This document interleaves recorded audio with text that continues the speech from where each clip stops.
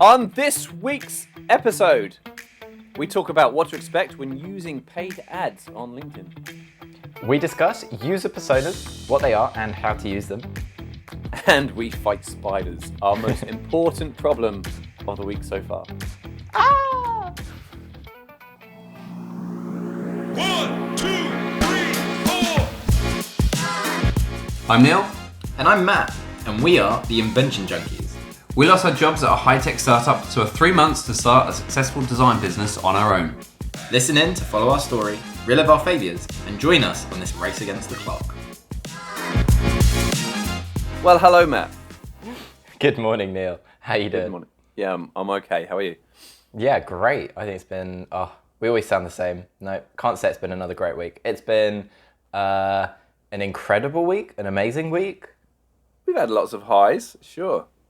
Yesterday being, I think, the main one. We'll get to that in a moment, I'm sure. Yeah, but we started the week by, in our very typical fashion, changing our mind about something. Yeah, but I'm glad that we do though. Like, if we just stuck with something that wasn't working, we'd never get anywhere. We tend to be quite aggressive on. I guess not aggressive. We criticize how we're spending our time and if it's the right thing. Yeah. And we're reviewing that every single week, or if not daily. And if something doesn't feel right, we're like, this doesn't feel right. We should be doing something different. And I do like that we do that. But this week it was all about how much effort we're putting into social media. Yeah.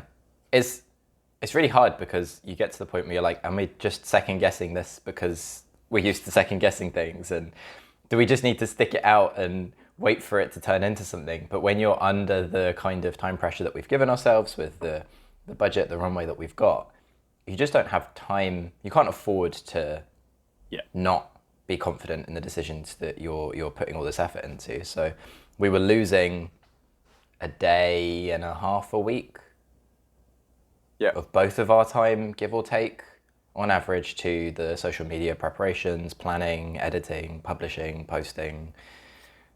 And that's not including all of the added stuff that goes into it afterwards as well. That's mainly this podcast, right? Yeah, I think the podcast takes about, it's the time it takes us to record and edit, and we're trying to streamline that every week, and I think we're getting closer with it. But then it's turning segments of the podcast into social media shorts that can be posted to promote the podcast and promote us and the business and what we're trying to do. And I think that's where almost an equal, if not greater amount of effort goes, is splicing these things that we've said in a very incoherent way.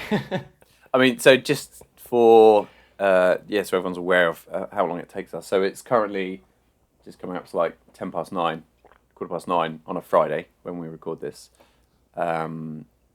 So we record at 9, we record for pretty much the time, we don't cut much out, maybe just the odd cough and splutter here and there. Then to edit it, whoever's editing, which we take turns, needs to receive the video and audio feed from the other person. So it's a good, I don't know, whatever, 10 gig, if it was raw footage. To send over the internet, and so you're always limited by the person with the slowest internet speed, which is mine at the moment because I'm waiting for fast fibre to hit my street. So we found out that if we then re-edit just the raw footage into a lower sort of format, then we can get it we can send it faster. Yeah. And then it's not a panic, but like, right, let's get it edited. So then you have to spend minimum of the same time than it took to record it to go through it and just make run over all the bits. Normally, I think that takes, once that's done and then it's exported, it takes us to around about midday on a Friday. Yeah. And then you have to do, we don't have to, what we have been doing is a second pass on what clips are shareable on social media, which is the bits that we put out on all of the platforms. And that bit arguably takes more time than the actual episode itself. Easily. It's such an art getting a small conversation into under 60 seconds and putting it into a clip that someone's going to engage with and someone's going to be intrigued with and follow through. And so this week that overflowed into Monday. So I think we pretty much lost all of Monday this week as well doing that. and we said, well, we'll finish it off because we'd done it, but let's just reassess why are we doing this in the first place and what benefit does it give the business? Yeah. And that's when we sort of decided that we should spend less time. So the conclusion was that we're going to budget half a day, and then whatever we can get done in half a day is what it is. So if we can't get anything else done, then it doesn't get done. If this podcast suddenly ends like mid-sentence, then that's you know why. Run out of time. We enjoy the podcast. We agreed we like doing it. We don't want to stop it. So we'll carry on doing that. We can afford half a day a week to do it, but otherwise we're not going to put in any more time. Yeah, and I think it also comes back to reviewing our strategy and why we're doing this in the first place. And it's about growing a community of people that share our values and interests. And, we deliberately try and talk about things that are steered by topics that are at the core of the business we're trying to make, and topics that we hope will resonate with listeners. And if our strategy is to produce products that also, resonate with this community, and we're losing that time of development in making something like this, then it feels a little bit backwards to be trying to almost promote something that you haven't made yet. So we want to focus on the development, and then we've got something that we can really shout about. And trust me, we'll be shouting. That's the thing, isn't it? We can't sell anything yet. We're not. Yeah. We can call people to action, but we can't do anything. All they can do is just listen to the podcast where we're saying we're making something, but we've not finished it yet. So it'd be much easier if we had a product to sell or something to push or something to talk about. But it's so hard to sort of put together when it's just us and we're saying, oh, follow us because we talk about stuff. Yeah, there's not much substance to it. But I think that led into sort of the direction for the rest of the week, which was very much about developing the two products that we're working on. Yeah. We have brilliant project names for them. I don't think we're quite ready to share them, but they're as stupid as you would expect. So we've been trying to set requirements for how we develop them. One is a little bit further along. It's been market tested. It's the shelving system that we've talked about in the past, and we're looking at how we get that more easily mass manufacturable. We've reconsidered being able to do it ourselves. If it took us a week of time, but we could make enough of them to make that week of time worthwhile, then that's still a viable option. And so we're looking at how we potentially do that. But we needed some requirements around what materials we go with and what processes are open to us, because we'd been kind of putting a finger in the air and going, well, this kind of feels right, but then we'd change our minds because something else we see also feels right. And we needed to be able to go into these discussions with each other with what is the actual point of what we're trying to get out of this? If it's a material decision, is it because the material needs to be magnetic or not magnetic? Like, what are the fundamental principles driving why we're making these decisions?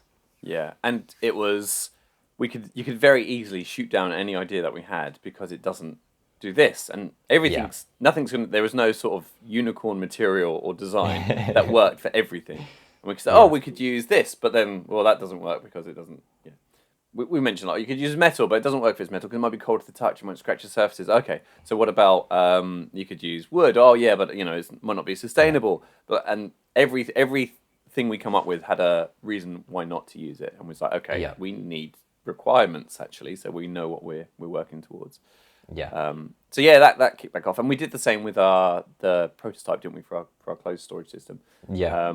And that was again a useful exercise because we worked out what it is that we're actually testing.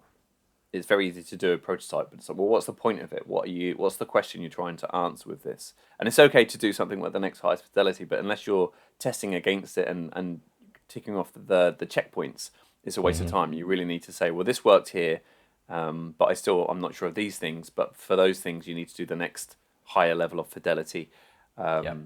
And need to work those out. So we went through, wrote all those down, agreed on what they were, and then that set our next prototype in motion.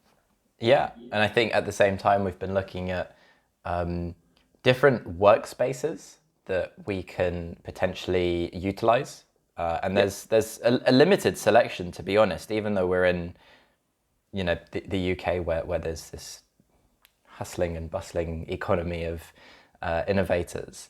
It's actually still quite a challenge to find a workspace for the scale of business that we're at, I think, where we're prepared to make stuff ourselves, but still looking to evolve into something that's scalable.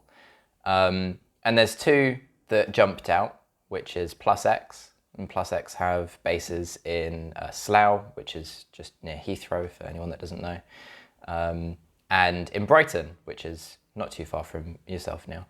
But it's more aimed at business development as well as people that are interested in making things. And we thought actually this could be, really good alignment of interests and the scale of business that we're at. So I went and had a look at the one in Slough, which isn't too far from me. And it was a really exciting place to walk into. Everyone was very inviting. I actually ran into someone that I wasn't expecting to, who I knew, and I got talking to them about the business that they're working on. And you get a real sense that, I guess that you're not alone, that there's other people trying to start things and be entrepreneurial, and very quickly, found someone that I could talk to about going through similar processes to what we've gone through and having to manufacture a product. And they'd launched a Kickstarter, and it was this really just kind of like inspiring, exciting conversation. I felt really privileged that they were just prepared to, drop what they were doing and have a conversation with me. And so I think, there's a huge, I guess, shout out to what they're doing at PlusX, because I think something that they're doing is working. And, we're in the process of reviewing if it's something that we can afford and how we go forwards and what areas of the business we might want to engage with. But there's also another one called Blocks, which is in North London, and that's a much larger scale fabrication centre. So in PlusX, they've kind of got a workshop, and then they've got all these meeting rooms, business utilities. You can record a podcast or take pictures. I think Blocks is a bit more focused on the fabrication, and they've got these huge industrial CNC machines, woodcutters. It's much more for making big stuff or making stuff at large scale. And so that might better align with the direction that we're looking at taking things. But we kind of need to weigh up all these options. And then you've come back to this time commitment issue of, do we have time to go to these places, to view these options, to make a decision? And I think I was a little bit, have I just wasted a morning coming back from PlusX? Should I have spent time doing this? Because time is such a precious commodity to us. And you were like, No. Think of the value you've got out of the conversations. These are people that you couldn't have spoken to. Think of the value of, ticking that box. We now know if we can or can't use their equipment. You've got an equipment list. You've got the price list, all of these things. So yeah, I think it's challenging the doubt sometimes as a business founder of, am I doing the wrong thing? And I think it comes back to having someone that can reassure you, and having a co-founder is, no, I can see the value in what you've just done. Don't doubt it. Just keep going. Well, it is. I think the conversation we spoke about, that it's also there's going to be a decision that we have to make, and we're going to call back on that conversation that you've had, and that's going to help guide us. So even that in itself, it's like you need to put the time in to make these connections, because that's planting seeds that's going to grow into something that's going to help you in the future. Yeah, I'll keep spreading my seed. Classic Matt. A few things have been reminded about just how, not difficult, but how much harder it is to release a hardware product than a software product, because these aren't issues that you have if you're releasing software. You just need a laptop or computer and a terminal and connection to the internet. Obviously it does help meeting people in person, but you don't need the setup that goes with it. So we really have set ourselves a bit of a challenge here, not only to try and do things the right way and the sustainable way and all of those things, but also making a hardware product. And also we don't live very close to each other. There's lots of hurdles that we're overcoming. And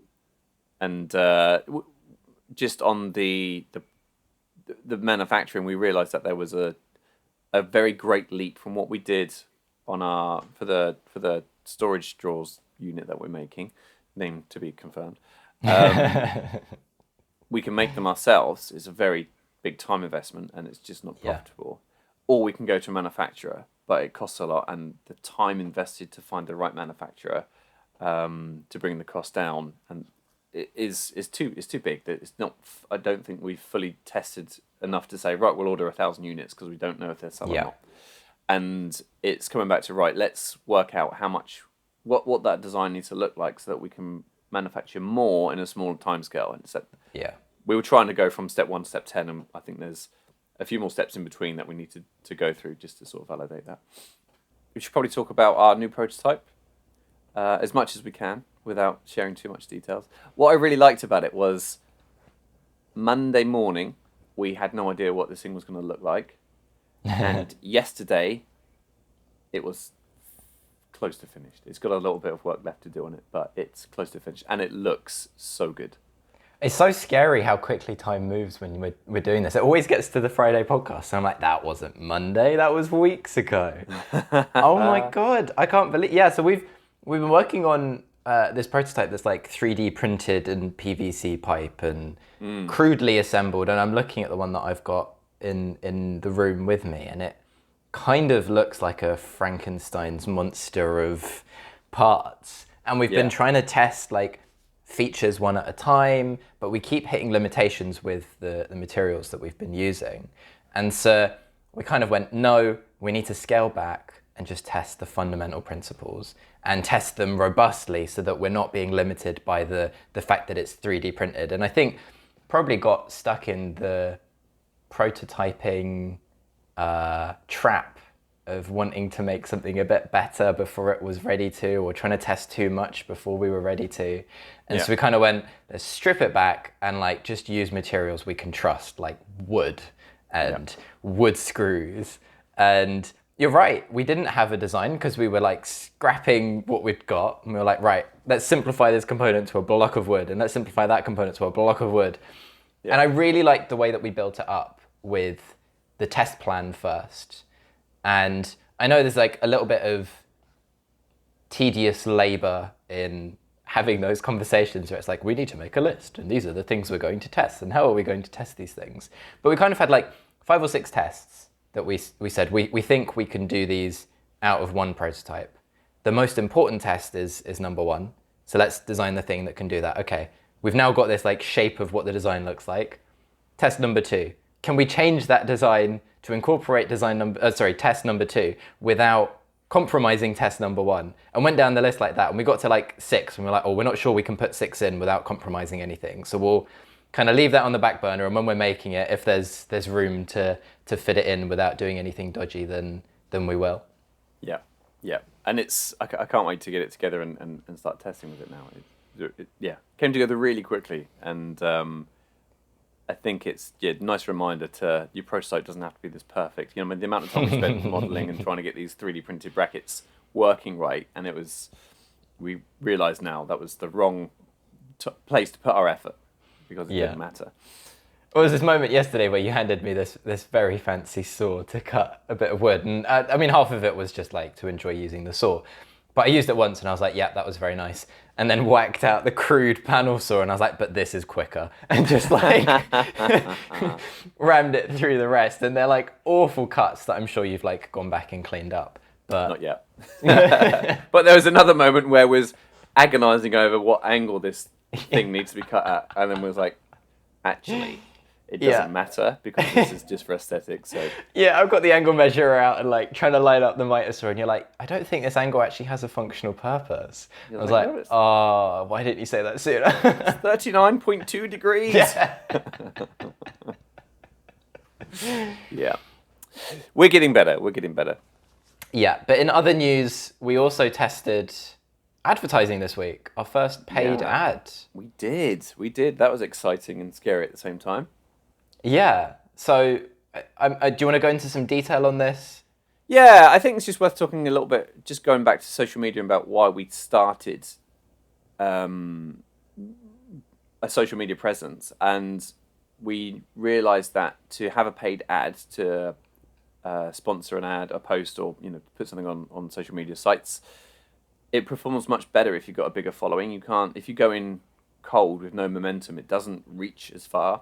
If you've got a lot of momentum behind it, and you, for the same amount of money that you pay, it broadcasts to a much bigger audience. So the whole reason we started doing the podcast and the posting was like, so that when we do need to advertise aggressively, we've got that momentum behind us. Yeah. But then when we was discussing how much time we're spending, we said, well, actually, these hours that we're putting in could be money. It's that time, quality, and cost triangle. We just put in more cost. You know, we're going to have to pay more, but we get the time back. So that's why we did that in the first place. But we did. We tested it was a test, really, wasn't it? We put an ad out on LinkedIn. It wasn't an ad. It was one of our best performing snippets from the podcast. We paid to boost it in LinkedIn terms, and you can set your budget for the day and what for the campaign. The campaign, proper words, campaign. LinkedIn's good because you can target specific job titles of people. You can target people in groups, and you're if you've got a demographic that you want to hit, you can select that. Whereas rather than it's just anybody, because someone in a completely different industry probably not going to care about the podcast. We're targeting it to the right persona of audience that we're trying to hit, and we're covering personas in a minute. But I was going to say nice terminology drop there. Yeah. So we paid the minimum that we possibly could because we're super broke, which was £16. Yeah, £8 per day, wasn't it? Was it £8 per day? Yeah, that sounds right. We ran it for 2 days, Monday and Tuesday. Yeah. Just to see what it took, how much of it to set up. And we did see a response on our Spotify numbers.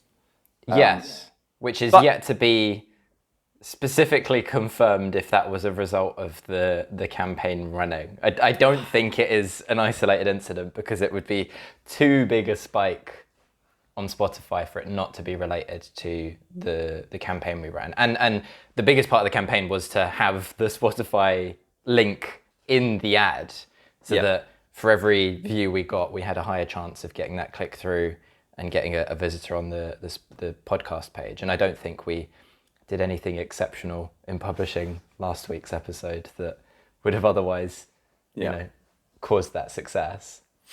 Yeah. So I think, after VAT and all that and LinkedIn fees, extra fees, it was about 20 quid.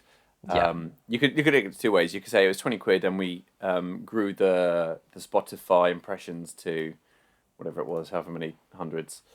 I think it was just below 200, which is still like a massive increase on our usual impression reach. And if you're being critical, you could say we spent 20 quid to get one extra follower.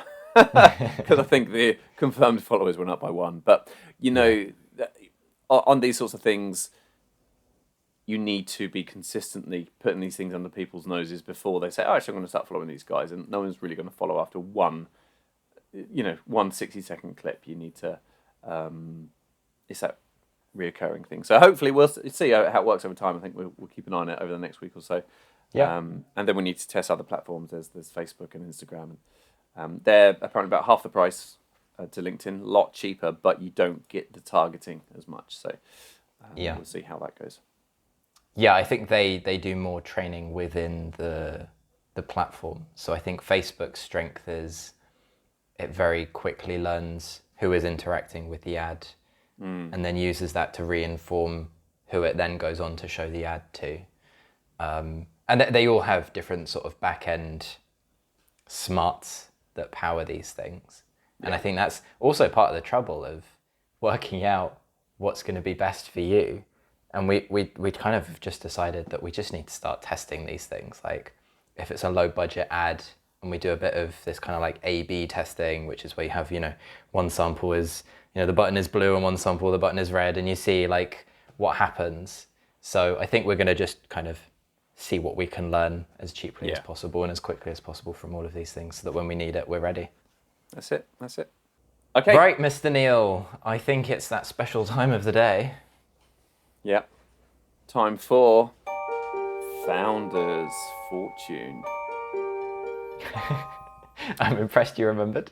Yeah, I didn't actually listen back to the audio bit you put over. The segment. I just mugged you off. I just Did you? Is yeah, it like just loads completely of fart not relevant? noises and All right. So Founder's Fortune is the segment where we just talk about something that we've learned from starting a business and sharing it with you guys for your benefit. And this week it's a little bit on personas. So we've learnt about what user personas are in terms of I guess two types we're using them. So one is for advertising, so it's who you're advertising or marketing to, and one is more for the actual user of the product. And I think they're relatively the same personas, but they might also be a little bit different as well. So basically with a persona, what you do is you would think, if you were, for example, a travel agent, you might have people who are 18 to 30 who like a holiday that are, a boozy holiday in the sun on the beach with lots of dance music and, all those sort of stereotypical things. But also you might have a customer base who are retired people who would like to do a bit more, walking tours and travel and what have you. So if you put out one ad, you're not really going to be able to target both of them, the users with the one ad. So you need to put out different ads that target different people, even though it's still the same service that you're offering. So with a persona, you would give them a name. You would give them a possibly an image, AI generated image. You'd write about what they like, what they dislike, what their hobbies and interests are, what their lifestyle is, how they consume content, whether they just read a printed paper, whether they only like things like TikTok, or whether they're very used to Facebook. So basically, you sort of build this list, this one pager up of this person, this persona, and then that helps you to craft for content wise your content or your marketing. So you say, okay, I'm going to target this at this person. So this segment, for example, we've got a business Betty. So this is for our persona who we call Betty, who is interested in business and starting her own business and those sorts of things. So this is very specifically targeted at that type of person. And so we generated them with AI. We use ChatGPT to help craft it. They're not, we've not just copy and pasted. We've done a little bit of feeding it and then sort of tweaking it to how we think that persona would work. And in a nutshell, you're meant to have between 3 and I think 10 different personas. That's the sort of the range that you should have for your marketing. Yeah. And we've done it as well for the users of our products as well. So the customer and the user might be different people. So if it's a parent buying something for their child, the child is the user, the parent is the customer. And so you have user personas, how your user's going to interact with this thing, what problems do they have, how is this going to solve their problem, and those sorts of things. So that's in a nutshell. Do you want to add any detail, Matt? I think there's some of the mistakes I've seen when people try and use personas is they'll say something like, oh, our target market is 18 to 50-year-olds who are men and women. And it's like, well, that's like over half the population of the planet. That's not a useful persona. That doesn't help you steer the direction of your product. And it's a laborious process because you have to dig into the detail of what your brand is, who you're going for, and why you're going for that person or that category. And Business Betty is maybe not the best example. It's good for the podcast, but it's not one of the ones that we carry through everywhere in the business. There are other personas where we consider someone that we might be able to attract as a podcast listener, but it wouldn't be their primary interaction with us. They might be more likely to interact with us on Instagram because we post something that's a funny post that relates to them and their interests. And they are more likely to purchase our product because our product directly solves a problem for them. And something that I've learned from personas, I've used them before in different projects, but doing this with you has really highlighted the value of using a persona throughout the business, having someone that you think the very first touch point you have with them, and it's kind of the sales funnel. When do you first meet them? How do you first interact with them? Is it an Instagram post that their friend has shared and that's their first touch point? And then they see another Instagram post and they start to follow your page, and then they follow your page and they see more posts, and then they see that you've got a sale on or that you've got a product, because they didn't know that you sold products until then. And then they go to your website and they think, oh, this website really speaks to me. It's engaging, it's interactive, it relates. And this is where having that, on the back end of what we're doing, you're trying to map this person throughout all of the steps. And then you get them to they're in their basket, and maybe they leave it in their basket, and you've got that chaser email that comes, maybe not immediately. I hate chaser emails. And then they go, oh yeah, I forgot to buy that thing because I'm such a busy person. And that is one of the attributes of many of our personas. Yeah. And then they remember to buy it, and they've bought this thing. And then this is where classically businesses go, right, job done, made the sale. And we don't want that. We want this person to stay as a part of our community. And that's where it's how did you find the product? How can we keep you engaged? How can we learn from you? How can you become a valued member of the Invention Junkies community? Yeah. And that's the bit that I really like, is because you think about all the design touch points of, okay, what size is this person and how high can they reach and what's their grip strength and, the interaction design of the product, but you've also built them into your entire business. And so as long as you get these things right, to even a reasonable degree, you've got this amazing connection and resonation with your personas, with your user base.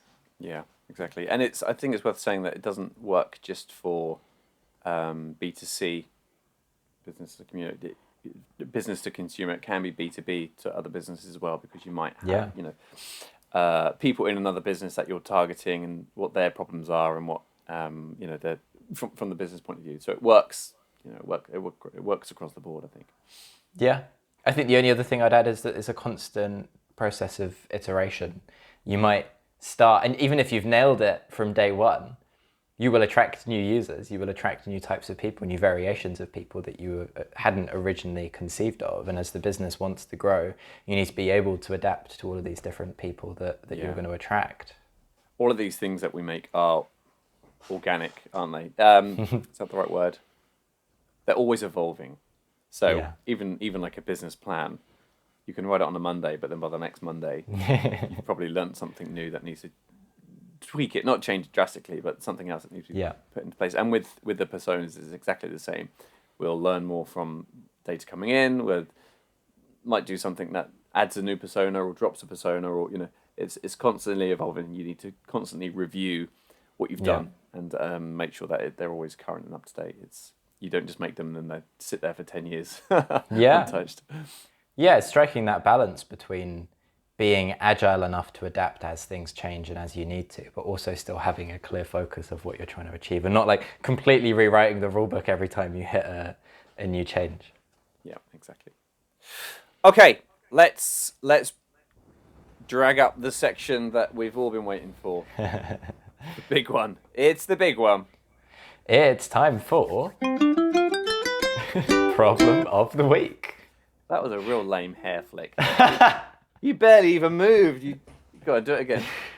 I want to see the headphones nearly come off. There we go. Problem of the Week. So this is our fun segment where we come up with outrageous ideas for modern day problems that are maybe not the biggest problems in the world, but most likely you are impacted by them, and you probably hate them as much as we do. Maybe not quite as much as we do. We're very passionate people.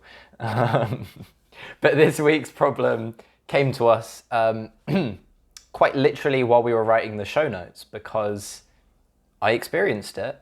I looked up behind me and they're still sitting there, very, very cozy in the corner of the ceiling. It's a spider, and it's what to do with spiders. Yeah.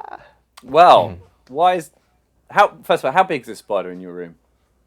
To be honest, it doesn't bother me very much at all. It's an inconvenience because I know my partner is not so happy about it being there. Yeah. And I now have to work out how to deal with it without compromising my humanity.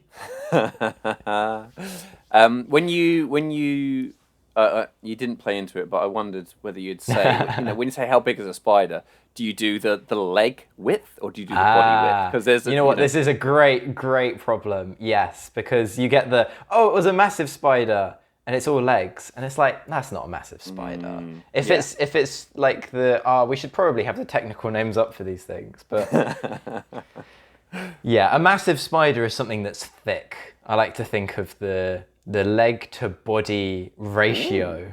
Okay. Of like how thick is the leg in proportion to the body, and usually the body is quite small and the legs are very thin.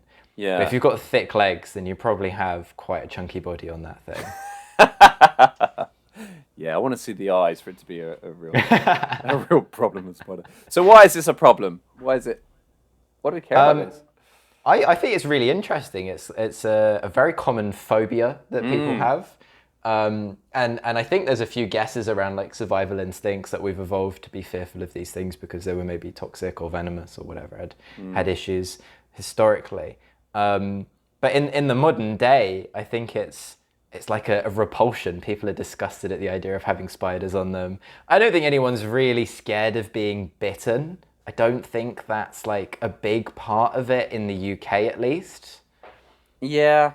Oh, I don't know. They're still scary. It's they scurry, they move in an eerie way. There's no other sort of creatures that are the same sort of shape that are soft and cuddly and nice. I mean, some people love spiders and that's fine, but yeah, I'm still not a massive fan. But very occasionally there will be a tiny little one, and I'll think, oh, that's really cute. And there's even like an animated series online. I'll try and dig out for the show notes of a very cute little spider, and that really changes your perception of if you're scared of spiders. But I think let's try and tackle the problem with some anecdotes. So I think you had some experiences recently. Yes. This week I had many close calls with big spiders. I'd a big spider being the body's bigger than a raisin. So that was when I was... No, I don't think that's big. That's the benchmark of entering like middling territory. Really? Anything smaller than that doesn't matter. That's just fluff. Yeah, I need like the footprint. What footprint does this thing take up total? Okay. I mean, I've had some close calls with smaller ones. So I wasn't. It made me jump, but I wasn't freaked out. So one was when I was cleaning out my shed, ready for you to come over and start prototyping. I was moving bits of wood around, and there were hundreds of spiders in that shed. One, I picked up a piece of wood that was leaning against the wall, and on the back side was a spider, and my finger went on its back, and I felt it sort of scurry out from underneath my finger. What was that? And then, saw this giant thing running away. Another piece of wood, I was about to cut it down and put my eye down it to see if it was straight or warped, and didn't realise there's a spider right on the very end, so it pretty much nearly touched my nose. Lovely. And then I made a bit of a louder sound. At that point, but yeah, again, it made me jump more than anything. I'm not too bothered. I don't kill them. Not a spider squisher. If you want to live and thrive, let a spider stay alive. Is what they say. One of my favourite things that I heard was from some friends of mine. I think it's a cultural thing. So maybe throughout Eastern Europe as well as just in Poland, but they say that spiders are a sign of a healthy house. And that I like putting a positive spin on it because it's like, oh, well, maybe I want more spiders in my house. Yeah, I mean, you hate flies, so spiders kill flies. Yeah. It does solve a problem. Yeah, and so wife and 2 daughters. Everyone hates spiders in my household. So I am the official spider catcher in the house. Yeah. There was a time when my youngest daughter went through a phase of thinking there was spiders in her bed, and was always reassuring, no, there's no spiders in your bed. Don't be silly. It's silly, it's rational, but you don't say that to your child. You're being silly. You check it. And you say, nope, I've checked. There's no spiders. You're all good. It's fine. It's your mind playing tricks on you, and your imagination's going in different places, and all of those things. And And until this one time when she had got over the fear of spiders being in her bed, and there actually was a spider in her bed, and it was the body was probably raisin sized with these big legs, and it was just crawling up her arm towards her head, and she got in bed, so she let out the biggest scream, flung it on the floor, and was distraught about this thing crawling up her arm. And now, it's probably about a year on, I still have to do a spider check before bed every night to make sure there's no spiders in her bed. So I mean, this actually happened to someone we worked with as well. They said they'd gone to bed and there was a spider, and it bit them because they'd like tried to get it out and they didn't really know what was happening and threw it across the room. And well, they say, don't you swallow 6 spiders? Is it a year or in your lifetime or something? I think that's a little bit mythical. No. I think it's one of those like facts that's not a fact. I think maybe you swallow 1 in a lifetime or whatever. But they rarely hurt you if they aren't threatened. I think I saw a YouTube video once of a guy, Coyote Peterson, is it? I think he's like a kids wildlife guy. And he had a black widow on his hand. Wow. And it was under his thumb, and he's like, as long as I don't compress the body, it's not going to bite me. I mean, he wasn't. He was being very, very still. But the spider was just hanging out. So as long as you don't squish them, they shouldn't bite you. But still, they can bite. That's the other thing, isn't it? They can bite. Can. So it's if they had no chance of biting you, you wouldn't be so worried about it. Yeah, I think I learned about tarantulas once. It was like some interactive nature thing, maybe at a zoo or something. And they had one, and they were like, you can hold it. She's very friendly. And so I held it, and it had like quite a lot of weight to it. But the thing that they say is they're very defensive creatures, and they will, in the case of the tarantula, they'll shed. They've got like hairs on the rear of their body. I'm sure there's a scientific name for the different parts of the bodies of a spider, but their bum. Yeah.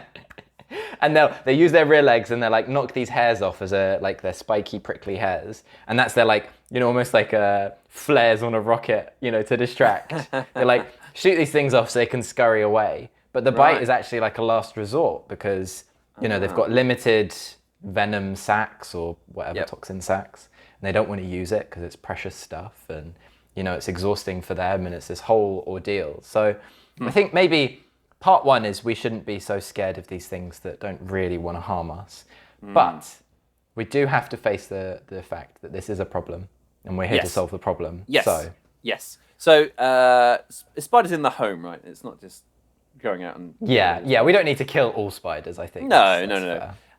So you can squish them. You could do that. It means you're a bad person, and you're going to have flies in your house. And there's a mess to clear up as well. If it's on the ceiling and you throw a shoe at a spider on the ceiling, now you've got to repaint your ceiling. Then you're a murderer as well, and all those bad things.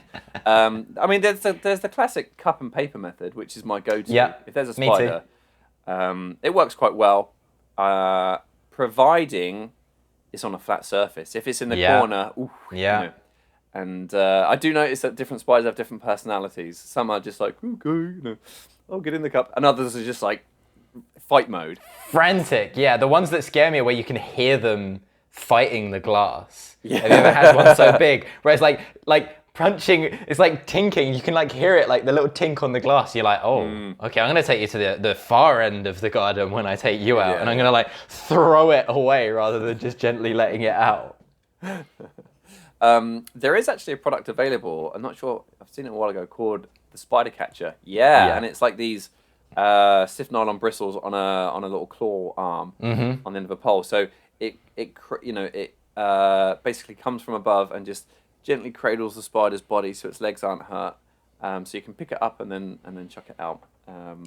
I've never used one, but I'm very fearful I'm distrusting of a product like that. I feel like you would go to grab the spider and it wouldn't work, and now you've aggravated the spider from the point it was at, and all you've got is like a brush to kind of like poke it with.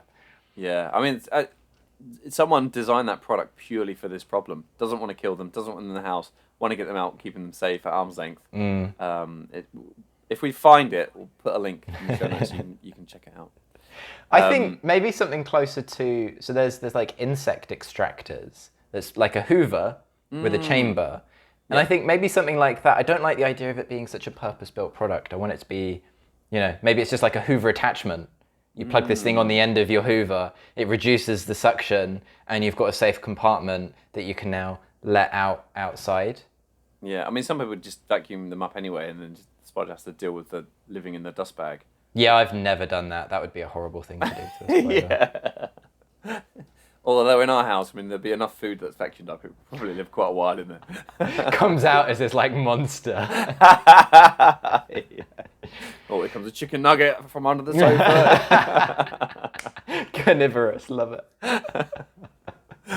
Yeah, I mean, it could be that it's this suction cup vacuum attachment works with toys and things as well, small things. So it not only spiders, it's anything small on the floor that you don't want to end up in the vacuum bag. Maybe going to the root of the problem. How are the spiders getting in? So if you sealed the rooms in your house, I've been thinking about this with renovations. If you had like a bead of silicone along the edge of the skirting in the room, and your doors hermetically seal when you when you shut them. There are houses that are built this way, aren't there? They're called passive houses. I think they're quite common. Oh, yeah. Is it Norway or somewhere like that? Somewhere in Scandinavia? So passive house is the energy efficiency targets of the... It's completely sealed. You do have a fresh air inlet, but it's like pumped in and goes through a heat exchanger so that any cold air is heated up from the house extract air before it goes through. So you get like a constant supply of dry air, but everything else is sealed. So yeah, I bet you they don't have a problem with spiders. That would be interesting. I do also know of a guy who built an extension to his house and used treated timber, and they had a lot of problems with spiders being there in the countryside. And then after they built the extension, there was never a spider in sight with this. Really? Yeah, and they put it down to the treatment on the timber just scared them away. So maybe there's it could be a deterrent more than anything. Yeah, I've heard that essential oils are deterrent to spiders. They don't like the smells. Yeah, I went to test it once a long time ago and then forgot to check back on the results, and so I have no idea if it's actually effective. I think some of these things are just like orange peel scares off cats and things like that. They just don't work. Some of them, But I think we can agree that if you do find a big spider, you are justified in burning down whatever object or place you've found them in. This is a rational reaction. Yeah. Yeah. I'm not satisfied that we've solved this problem sufficiently enough. No. Well, there's some options out there. I think a square glass. Yes. Is the simplest answer. A glass with corners, so you can just get that spider in the corner. Maybe there's a little suction thing on it as well, so it forces it into the glass. So you don't need the paper because you also don't want to crush its legs when you're sliding it under. Yeah, I was just gonna say that, like, because sometimes they're a bit docile, and you're like pushing the paper, and it's like, ooh, yeah, and then the legs are like getting caught under the glass, and you're like ramming it, and I'm like, well, just get on the side of the glass, but you don't want to tip it and aggravate it, and or you just leave them, hanging out there, and if it's wintertime, there's not going to be any flies about, so they're going to starve to death anyway, so... Yeah. Not a problem. Well, I think after this, what I'll do is I'm going to go and get the Hoover. Rolled up bit of paper and... Squash him. Deal with it later. Yeah. Well, you are welcome, world, for another brilliant solution to the problem that we have. I don't think we're really solving these problems, to be honest with you. We're just talking about them and... No, I think problem of the week is a success. I think it's a raging success. Okay, great. Sounds good to me. Yeah, let's close this thing. Well, our final segment of every week is it's officially a call to action, but I think really more appropriately it should just be called like gratitude, because I'm very grateful for everyone who listens, who shares, who talks to us. Anyone that has anything to do with anything we're doing. I still love receiving messages from people saying, check this out. It's related to something you mentioned, or, these guys are like you, or just like the episode. Like, we get feedback from some people quite regularly. So appreciative for it. And it goes a long way. Keep it coming. I think, if you haven't shared an episode before, maybe this is the week you take a leap and you think, oh, I'll send it to that person. I keep forgetting. If you want to just send us a message, send us a problem of the week for us to talk about, or some wisdom you're looking for that we might be able to help with. Anything, it's always very welcome. Definitely is. And we, very much appreciate it. Right. Do you want to take us out? I do. Let's do it. It's been a great week, Matt. Looking forward to next week. Yeah. Invention Junkies out. See ya.